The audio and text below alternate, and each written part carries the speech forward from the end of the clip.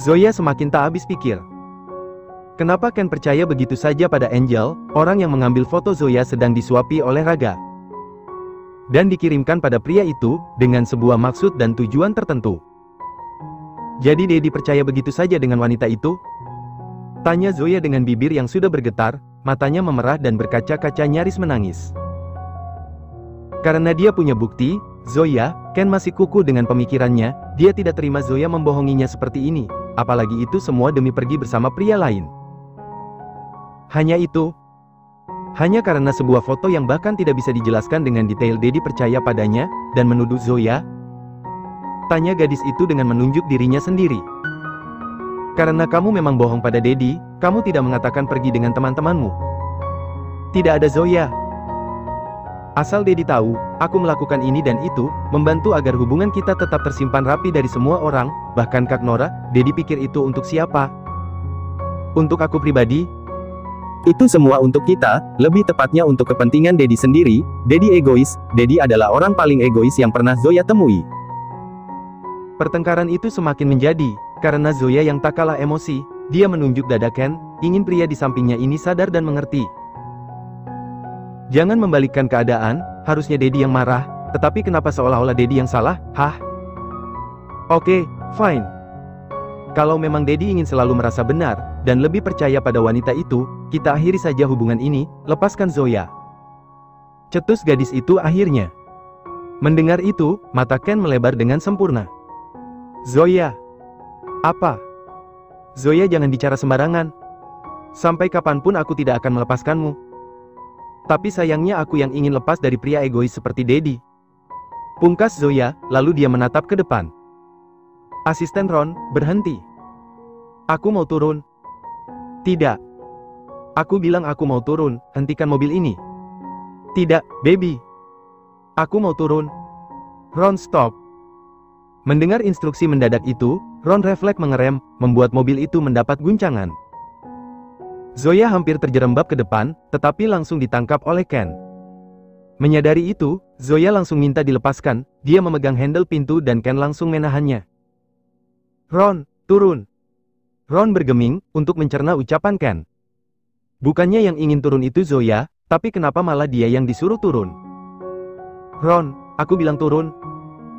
Pekik Ken, membuat Ron seketika tersadar. Lagi-lagi dia yang kena imbasnya dari pertengkaran kedua orang ini. Ron segera membuka sabuk pengaman yang melekat di tubuhnya dan segera turun dari sana. Sebelum menutup pintu dia menghadap ke arah Ken. Haruskah saya menunggu, Tuan? Tanyanya. Mendengar itu, Ken semakin dibuat geram. Setiap Ron bicara entah kenapa membuat emosinya ingin meledak. Pergilah, sialan. Pekiknya tak sabaran. Ron kembali spot jantung hari ini, karena habis dimaki-maki oleh Ken. Pokoknya mau Ken dan Zoya berbaikan atau marahan, dia yang selalu terkena imbasnya. Tidak makian, ya desahan. Ron segera menyetop taksi yang kebetulan melintas untuk kembali ke perusahaan. Bisa jamuran kalau dia terus berdiri di pinggir jalan. Sementara Zoya yang ada dalam dekapan Ken masih sedikit meronta, dia tidak terima dituduh seperti itu oleh Ken. Dan Ken semakin memperat lingkaran tangannya di tubuh Zoya. Hingga akhirnya tangis Zoya pecah, dia sesenggukan dengan tubuh yang melemah. Kenapa takdir baik, tidak pernah berpihak padanya? Ken menghela nafas, untuk pertama kalinya dia begitu peduli dengan seseorang yang menangis. Dan sepertinya setelah ini adalah hari bersejarah untuk Ken, karena dia harus membujuk Zoya. Dedi, maafkan aku.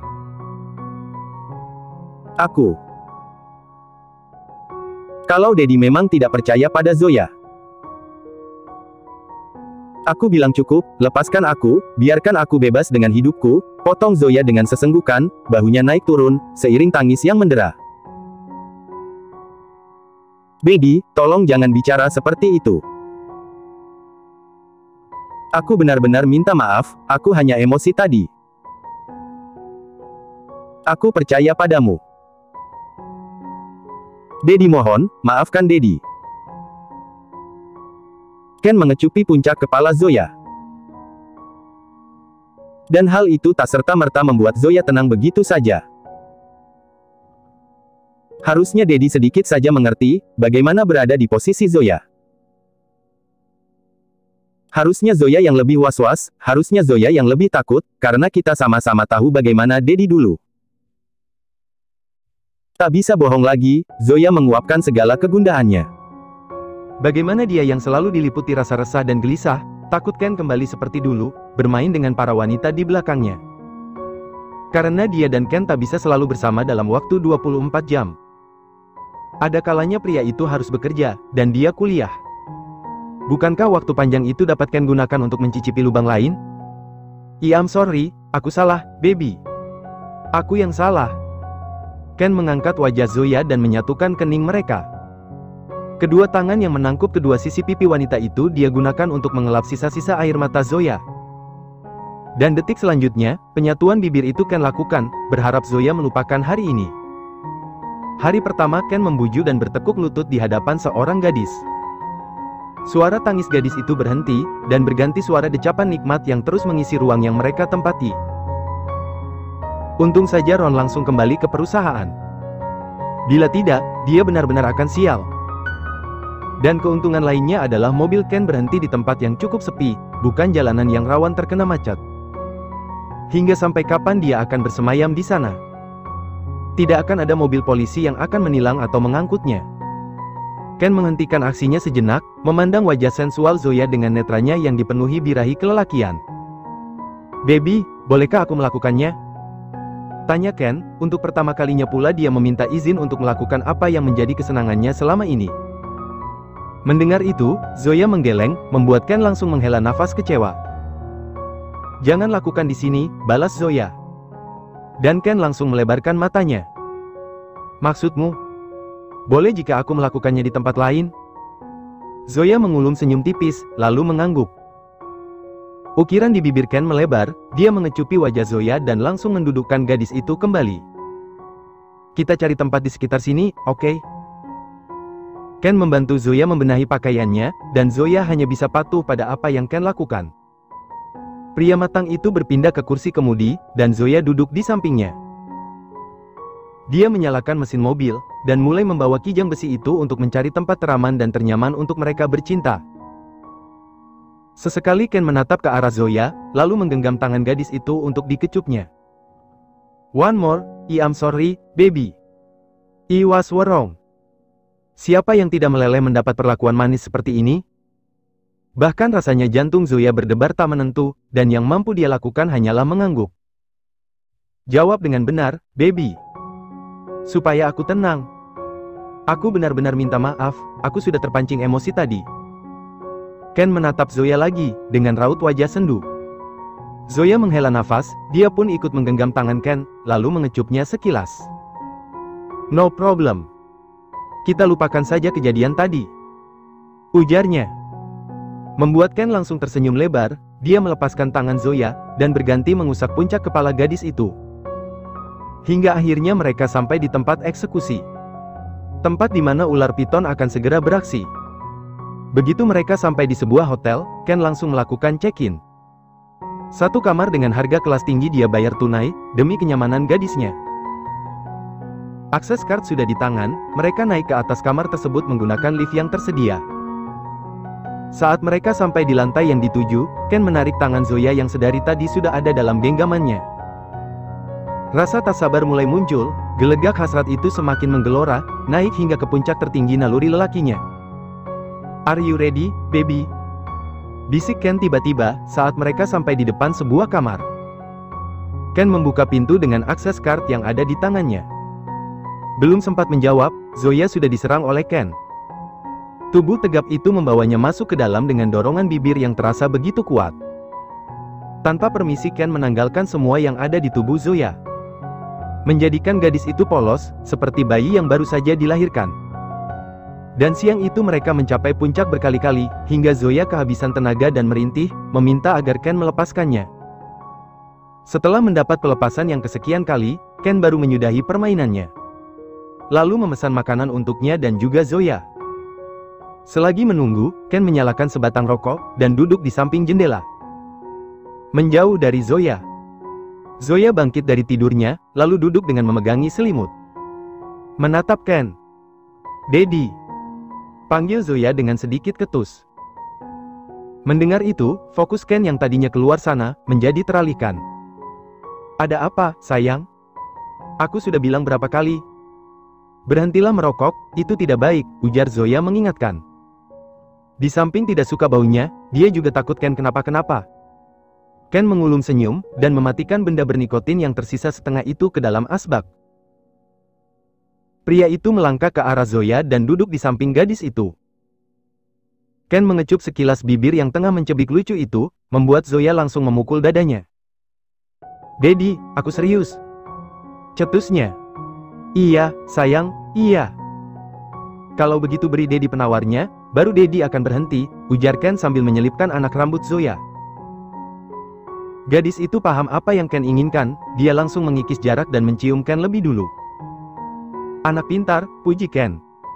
Tak berapa lama kemudian, makanan yang mereka pesan datang. Troli itu Ken dorong masuk, hingga ke samping ranjang. Di mana Zoya berada? Keduanya kini hanya menggunakan handuk kimono. Zoya yang kala itu masih menggeraikan rambutnya, membuat Ken ingin membantu untuk merapikan surai kecoklatan itu. "Baby, kemarilah, biar aku bantu ikat rambutmu," ucap Ken sambil mengulurkan tangannya yang sudah menegang ikat rambut milik Zoya yang dia temukan di dalam tas gadis cantik itu. "Biar aku saja, Dad," tolak Zoya. Namun, seperti biasa, Ken bukanlah seseorang yang bisa dibantah. Dia menggeleng dan menarik tangan Zoya agar mendekat. "Aku akan menebus kesalahanku, sayang. Hari ini biarkan aku melayanimu." Ken mengikat rambut Zoya tinggi-tinggi, menyisakan leher jenjang yang dipenuhi bekas percintaan mereka yang baru saja terjadi. Bentuk asal yang Ken buat tak mengurangi kecantikan Zoya sedikit pun. Gadis itu justru semakin terlihat nakal di mata Ken, tetapi belum saatnya dia kembali menyerang. Karena perut mereka butuh asupan. Zoya begitu pasrah saat Ken menyuapinya dengan sangat telaten. Dia bahkan merasa begitu dicintai oleh pria matang ini. Namun, sayang hubungan mereka tak sejauh itu, dan entah sampai kapan akan terus seperti ini. Setelah beberapa makanan itu tandas, Ken memberikan Zoya minum, tak lupa juga untuk membersihkan pinggiran mulut gadis itu dengan ibu jarinya. "Kita harus pulang sebelum Kak Nora sampai di mansion. Aku tidak mau dia bertambah curiga." Zoya mengingatkan Ken, karena dia tahu apa yang akan dilakukan pria itu di detik selanjutnya. "Benar tidak mau main lagi?" "Yes, I don't want," jawab Zoya ketus. Mendengar itu, Ken terkekeh kecil. "Baiklah, aku hubungi Ron dulu, karena aku tidak akan kembali ke perusahaan." Pria itu sudah bangkit dan menyambar ponselnya yang ternyata masih baik-baik saja, meski dilempar cukup kuat. "Hei, kenapa seperti itu? Daddy harus kembali, dan pulang bersama asisten Ron seperti biasa." "Tapi, baby." Ting! Sebuah pesan masuk ke dalam ponsel Ken, menghentikan perdebatan mereka berdua. Ken hendak membaca nama yang tertera, tapi sayangnya dia tidak menyimpan nomor itu, dia hanya tahu kalau itu adalah nomor Nora. "Kak Ken, hari ini aku tidak pulang ke mansion. Karena aku akan pulang ke rumah. Kakak baik-baik ya, selamat bekerja dan jangan lupa makan malam." Dan satu pesan itu membuat Ken tersenyum lebar. Zoya yang melihat itu langsung mengernyit heran, ada apa dengan pria ini? Tiba-tiba tersenyum menakutkan begitu. "Dad, what's up?" tanya Zoya dengan kedua alis yang terangkat. Ken mengalihkan pandangan matanya ke arah Zoya, dan kembali melempar ponsel itu secara asal, dia merangkak ke atas ranjang. "Aku tidak akan kembali ke perusahaan, baby. Dan kita akan tetap di sini." Ken menyeringai tipis, sementara matanya senantiasa melayang ke arah dua bulatan yang Zoya tutupi. "What? Kenapa? Siapa yang mengirim pesan pada Daddy?" "Si pengganggu, tapi hari ini dia tidak akan mengganggu kita, karena dia akan pulang ke rumahnya. Itu artinya, kini menginap semalam di sini." "Tapi, Dad, pagi-pagi kita pulang, sayang. Apalagi yang kamu risaukan? Malam ini kita akan bersenang-senang, sepuasnya. Tapi kalau ternyata dia bohong bagaimana? Jangan-jangan ini termasuk jebakannya. No, Bilila akan melaporkan semuanya pada Daddy, jadi sekarang ayo kita main lagi." "Ish, Daddy. Brooke. Ken kembali membanting tubuhnya di ranjang berukuran besar itu. Menarik Zoya untuk naik ke atas perutnya yang rata. Zoya yang selalu dibuat terkejut hanya mampu mengikuti gerakan Ken. Hingga kini, dia berhasil terduduk di atas tubuh pria matang itu. Kedua netra mereka bertemu, Ken tersenyum senang, sementara Zoya mengernyitkan keningnya merasa heran. Let's go, baby. Lakukan seperti malam itu, kendalikan aku dalam permainanmu. Di dalam satu kamar itu kembali terjadi pergulatan panas. Karena Ken tidak akan menyia-nyiakan kesempatan. Pria itu ingin terus mengarungi lautan kenikmatan surga dunia bersama Zoya. Sampai mereka benar-benar kelelahan, dan akhirnya mendesah panjang. Malam harinya, Nora benar-benar pulang ke rumahnya. Dia segera berlalu ke kamar setelah menyapa semua orang, termasuk Raga yang kala itu sedang membantu sang ibu menyiapkan makan malam bersama para asisten rumah tangga. Wanita itu segera melepas pakaiannya, dan membersihkan diri, agar bisa bergabung dengan keluarganya secepat mungkin. Tak sampai lama, Nora sudah kembali turun ke bawah. Di meja makan semuanya sudah berkumpul, hanya tinggal dia saja yang belum. Nora menarik kursi di samping Raga. Dan mereka mulai makan dengan tenang, sesuai etika yang selalu diajarkan oleh Theo, seseorang yang paling tua di antara mereka. Dia adalah kakek Nora. Sahabat kakek Abian dari semenjak mereka kecil, hingga sekarang. Setelah hidangan dalam piring masing-masing itu tandas, mereka tetap berada di sana. Untuk pertama kalinya, Theo lah yang buka suara. Nora, kenapa hanya datang sendiri? Kamu tidak mengajak Ken? Tanyanya. Karena mendapat sebuah pertanyaan, Nora langsung mengangkat kepalanya, dan menatap ke arah sang kakek. Kak Ken sedang sibuk di perusahaan, Kak. Jadi belum bisa ikut, mungkin lain kali, jawabnya, padahal dia tahu Ken tidak mungkin mau untuk diajak pergi ke rumahnya. Bagaimana kalau kakek yang mengundangnya, pasti dia menyempatkan untuk datang, sambung wanita itu, seketika ide hinggap di otaknya. Dengan membawa nama kakek Theo, pasti Ken akan menurut bukan? Jadi mau tidak mau, Ken pasti datang. Boleh, kalau begitu aku akan bicara dengan kakek Abian, lusa aku akan mengundang mereka makan malam. Jawaban yang benar-benar membuat Nora merasa kegirangan. Dia tersenyum lebar dan mengangguk antusias, dia akan berdandan secantik mungkin untuk Ken, dan membiarkan pria itu duduk di sampingnya. Menjadikan mereka pasangan yang begitu serasi. Memangnya dia sudah menerimamu? Tanya Raymond tiba-tiba, yang membuat senyum Nora memudar seketika. Mendengar itu, Imelda pun ikut merasa geram, dia mencubit perut suaminya. Bisa-bisanya pria ini mematahkan semangat anaknya dalam sekejap. Kak Ken memang belum sepenuhnya menerimaku, Pa. Tapi sejauh ini, dia selalu memperlakukanku dengan baik, balas Nora mencoba untuk menutup-nutupi. Baguslah, jangan sampai kamu menyesal, ujarnya lagi yang membuat Imelda memekik. Papa. Apa sih, Ma? Papa hanya bicara apa adanya. Tapi ucapan Papa tidak pantas didengar. Sudah cukup. Bila kalian mau terus ribut, tunggu aku pergi ke kamar dulu, cetus kakek Theo, mulai bangkit dari tempat duduknya, dengan dibantu oleh sang pengasuh. Sementara Raga hanya menyaksikan semuanya dengan raut wajah kebingungan. Dia benar-benar tidak tahu apapun, mengenai hubungan antara sang kakak dan juga ayah angkat dari Zoya. Semua orang akhirnya masuk ke dalam kamar masing-masing, tetapi tidak untuk Nora, dia malah singgah di kamar sang adik, setelah dia diizinkan untuk masuk. Ada apa? Apa kakak mau menceritakan semuanya padaku?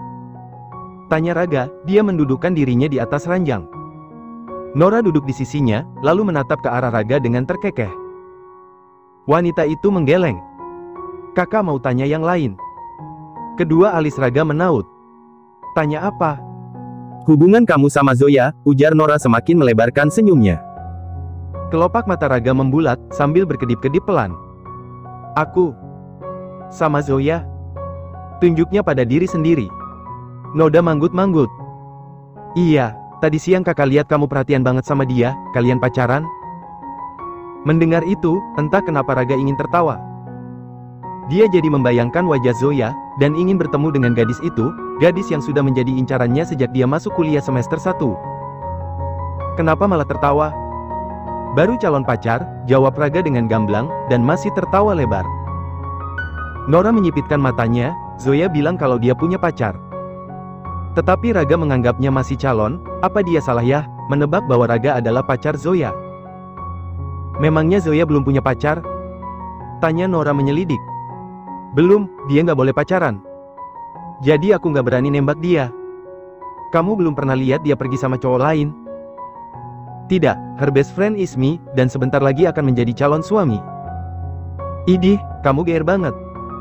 Tapi apa kamu pernah cium dia? Tanya Nora semakin ingin tahu, ada hubungan apa antara Raga, Zoya dan tanda kepemilikan di tengkuk gadis itu. Ngapain kakak tanya-tanya gitu? Bukannya menjawab, Raga justru balik bertanya. Kakak hanya ingin tahu, sejauh mana hubungan kalian. Jangan macam-macam kamu Raga. Raga terkekeh lalu tiba-tiba memeluk Nora. Tidak, Kak. Aku tidak macam-macam dengan Zoya, dia itu gadis yang baik, dan untuk ciuman itu, hehe. Aku pernah menciumnya sekali. Netra Nora langsung membola, jadi benar bekas kemerahan itu Raga yang membuatnya? Padahal Raga tengah membayangkan dirinya saat mencium lengan Zoya yang terluka. Bukankah itu artinya, dia sudah pernah mencium gadis itu?